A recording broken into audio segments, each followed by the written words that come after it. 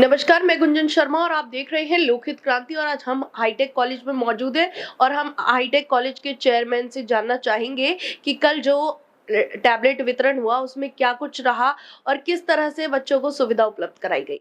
काफ़ी समय से बच्चों के प्रोत्साहन हेतु जैसे पढ़ाई अच्छी हो सके, वो ज्ञान विज्ञान प्राप्त कर सकें, चल रहा है। और हर वर्ष ही बच्चों को कभी स्मार्टफ़ोन, कभी लैपटॉप, कभी टैबलेट्स बाँटे जाते हैं। तो बड़ा अच्छा लगता है जब हमारे पास आउट बच्चे ये लेने के लिए आते हैं। और माननीय मुख्यमंत्री जी ने तो इस चीज़ पर बहुत ही प्रोत्साहित किया है। हमारे लगभग 100 बच्चों को कल ये बाँटे गए और सभी बच्चे खुश होकर बड़ा धन्यवाद दे कर के यहाँ से गए हैं। और अभी लगभग 250 हमारे पास में रखे हैं जो एमबीए, एमसीए, बीबीए, बीसीए वगैरह के बच्चों के दिए जाने हैं। अभी बीटेक के केवल बच्चों को दिए गए हैं और इससे बच्चों को प्रोत्साहन भी मिलता है, आगे पढ़ाई में हेल्प भी करते हैं। जो बच्चे नहीं खरीद पाते हैं उन बच्चों को देखिए सरकार प्रोत्साहन दे रही है, समाज कल्याण भी इसमें सहयोगी है। और जो भी बच्चे यूनिवर्सिटी से सेलेक्ट होकर के आते हैं उन्हीं बच्चों को दिए जाते हैं। तो सर, बच्चों की क्या एलिजिबिलिटी देखकर ये टैबलेट्स बांटे गए? जो पास आउट होते हैं बच्चे, जो फेल हो जाता है उसको नहीं दिए जाते।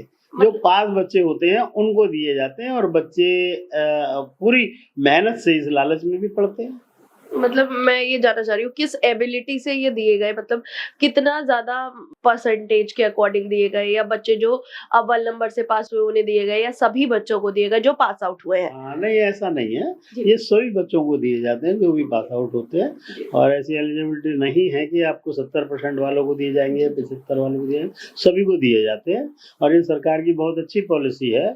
और मैं तो ये कहूँगा आने वाले टाइम में भी माननीय मुख्यमंत्री जी और संख्या बढ़ाकर और सभी कॉलेजेस के बच्चों को दें, जिससे बच्चों का पढ़ाई में इंटरेस्ट बढ़े।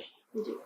तो सर, हाईटेक कॉलेज के बारे में आप क्या बताना चाहेंगे कि यहाँ पे मतलब किस तरह का पढ़ाई का स्ट्रक्चर है और बच्चों को किस तरह की सुविधाएं उपलब्ध कराई जाती हैं?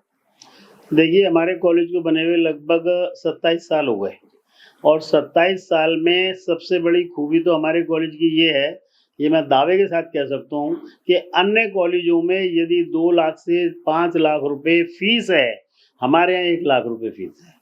तो इस उत्साह से भी बच्चे हमारे यहाँ ठीक-ठाक बच्चे आते हैं। और हम केवल 1200 बच्चों का हर साल एडमिशन लेते हैं। तो इस तरह हमारे पास लगभग 4000 के आसपास बच्चे हर साल से लगातार चलते हैं।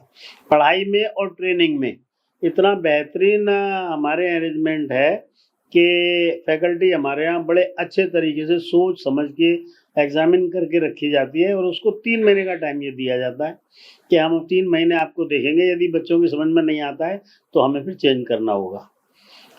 इसके अलावा बच्चों का क्या लालच है? मेन लालच है कि उनको जॉब मिलना। तो हमारे यहाँ जॉब के लिए बिल्कुल अलग सेक्शन बना हुआ है और लगभग 150 कंपनियों से हमारे कॉन्ट्रैक्ट्स हैं। और वो आते हैं और हमारे बच्चों के साथ-साथ हम आसपास के कॉलेज के बच्चों को भी बुला लेते हैं कि भाई उनका भला हो। तो इस तरीके से हमारे यहाँ 100% जॉब मिलता है। जॉब सिक्योरिटी पूरी तरीके से मिलती है आपके कॉलेज में। तो सर, मैं ये जानना चाहूंगी, अब ये जो आपने बताया कि 250 टैबलेट्स बचे हुए हैं, तो आप उनका वितरण कब और कैसे करेंगे और किस तरह से उस समारोह को आयोजित किया जाएगा? देखिए, ऐसा था पीछे समाज कल्याण अधिकारी के पास में सीएम ऑफिस से इन्फॉर्मेशन आ गई थी कि भाई सीएम साहब बांटेंगे।